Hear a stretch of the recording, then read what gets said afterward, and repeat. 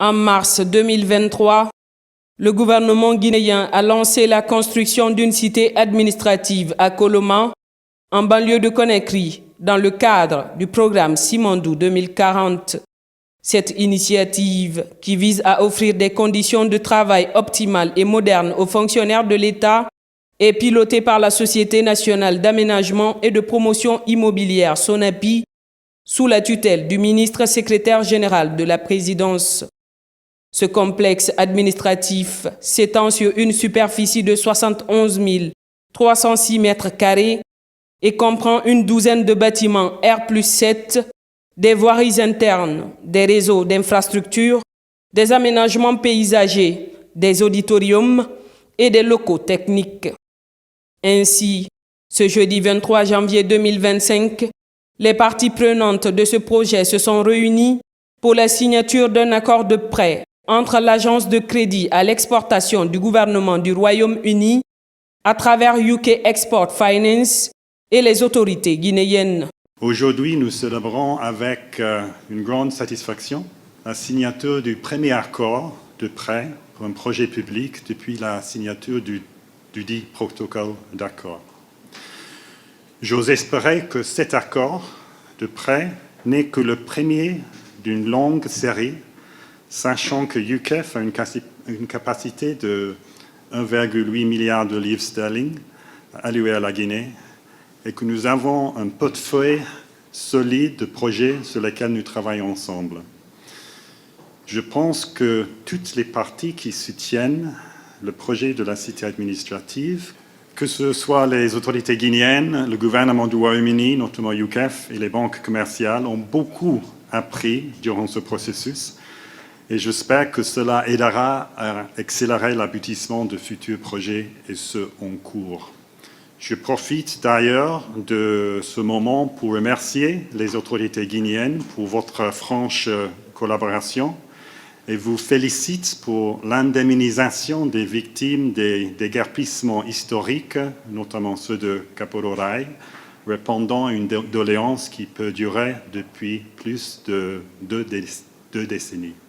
Le Royaume-Uni, que ce soit le gouvernement ou le secteur privé, est prêt à accompagner la Guinée dans son élan de développement afin de bâtir une Guinée plus prospère et d'atteindre une croissance durable à long terme. Ce prêt s'élève à plusieurs millions d'euros et concrétise la vision du chef de l'État, le général Mamadi Doumbouya, de réaliser des projets administratifs d'envergure dans le cadre du programme Simandou 2040. La construction de cette cité administrative vise à réduire les dépenses de l'État et à créer un impact économique significatif pour la Guinée.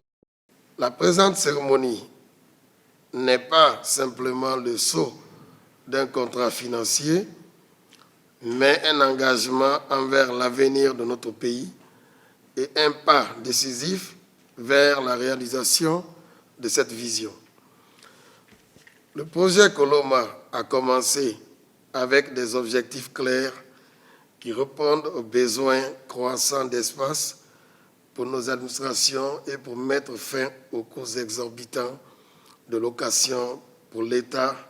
Le coût total des travaux de la cité administrative de Koloma s'élève à plus de 200 millions d'euros, dont 95% sont pris en charge par le gouvernement britannique à travers UK Export Finance et 5% par l'État guinéen via le ministère de l'Économie et des Finances.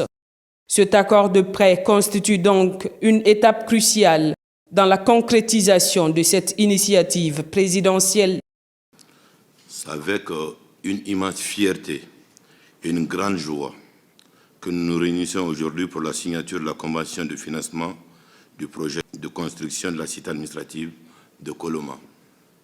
Cet événement marque une étape cruciale dans notre parcours de modernisation et de développement en ligne avec la vision ambitieuse du président de la République, le chef de l'État, le général Mamadi Doumbouya, dans le cadre du programme de développement Simandou 2040. La construction de cette cité administrative revêt une importance capitale pour notre pays.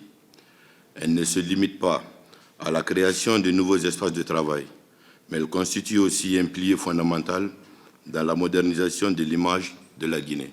En offrant un environnement de travail fonctionnel et adapté, nous renforçons notre capacité à servir efficacement les citoyens et à répondre à leurs attentes.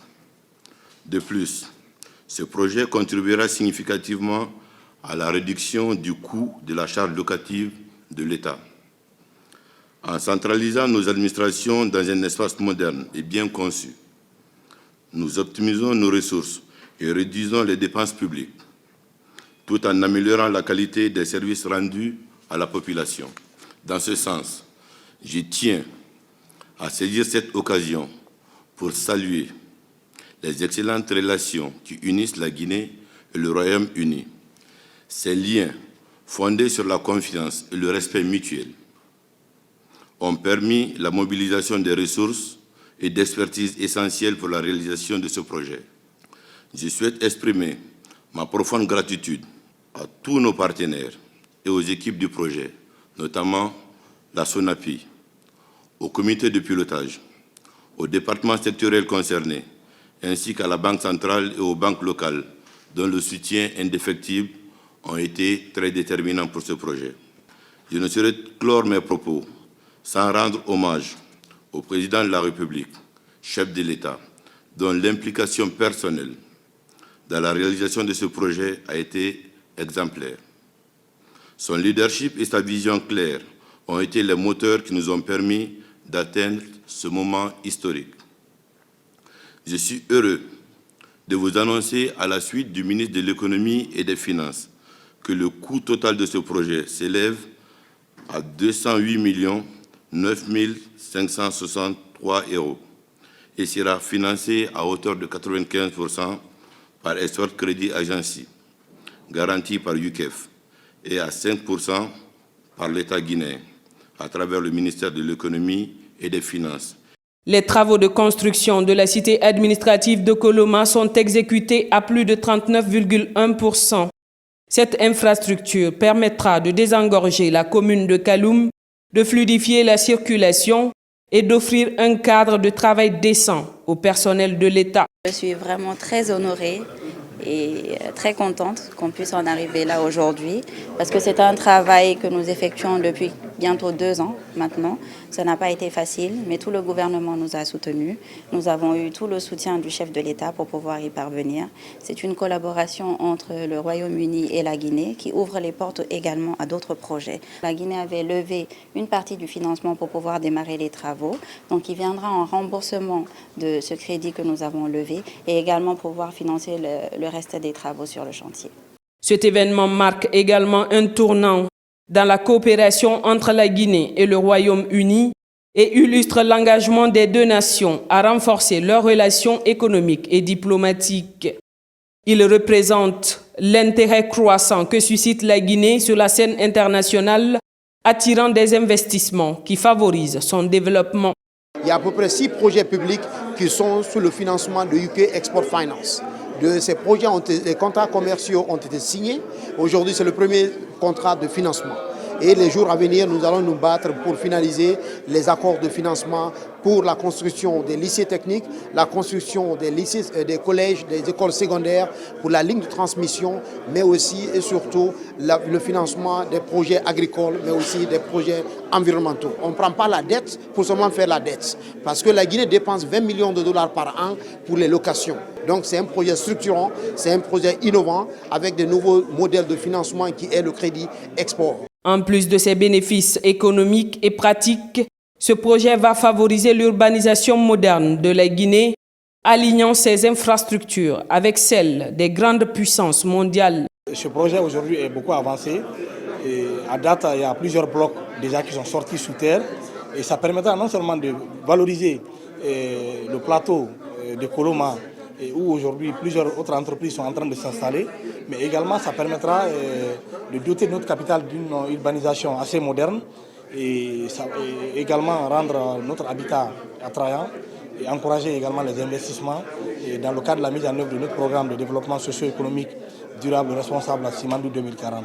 Donc c'est le lieu de féliciter l'ensemble des acteurs, à savoir le ministre secrétaire général de la présidence, la direction générale de la SONAPI, qui n'ont ménagé aucun effort pour vraiment pouvoir amener le gouvernement à ce jour. L'ambition et la vision du général Mamadi Doumbouya pour une Guinée modernisée prennent forme avec des projets audacieux comme celui de la cité administrative de Koloma.